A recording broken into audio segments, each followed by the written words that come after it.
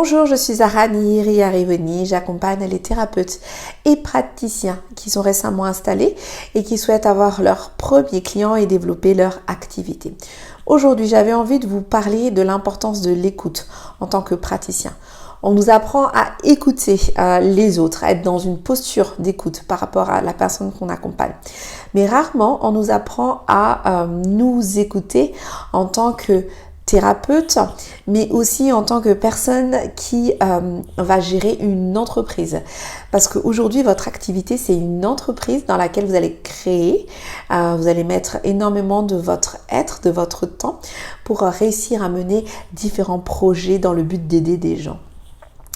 C'est important de s'écouter parce que souvent, on va aller faire des actions qui ne nous ressemblent pas. C'est-à-dire que on va avoir des références, peut-être suite à une formation qu'on a eue, suite à des articles que nous allons voir, suite à des conseils que nous allons recevoir. Et en fait, on va tous les faire. Et moi, c'est ce que j'avais fait au début. J'étais la première à suivre ce qu'il fallait le plus faire pour avoir des clients, les 51 astuces pour avoir les clients, et je me suis rendu compte que ça ne marchait pas. Et je ne savais pas qu'est-ce qui me manquait à ce moment-là. Et je me suis rendu compte que ce qui me manquait, c'est de m'écouter, d'écouter vraiment ce que je sentais au plus profond de moi par rapport à une situation ou par rapport à une action que j'étais en train de faire. Et aujourd'hui, en tout cas, l'écoute, pour ma part, est un des éléments, un des phares essentiels et une de mes guidances essentielles aujourd'hui pour développer mon activité.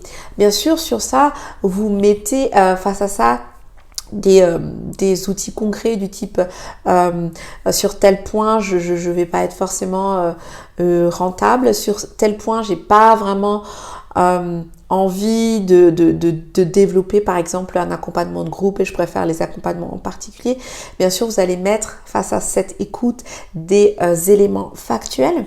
Mais ce qui est vraiment important, c'est de s'écouter parce que nous sommes le meilleur guide de nous-mêmes et nous sommes la meilleure personne qui avons les informations les plus pertinentes par rapport aux différents choix que nous allons faire, par rapport à cette activité que nous allons mettre en place, à cette activité de cœur, mais aussi d'être que nous allons mettre en place pour accompagner toutes ces personnes qui viennent à nous.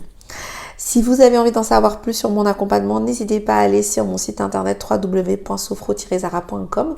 Ce qui est important dans mon accompagnement, ça va être vraiment de lier l'être, donc la personne que vous êtes, et le faire. Comment faire se mettre en action pour lier les deux et obtenir des résultats. À très bientôt sur mes prochaines vidéos.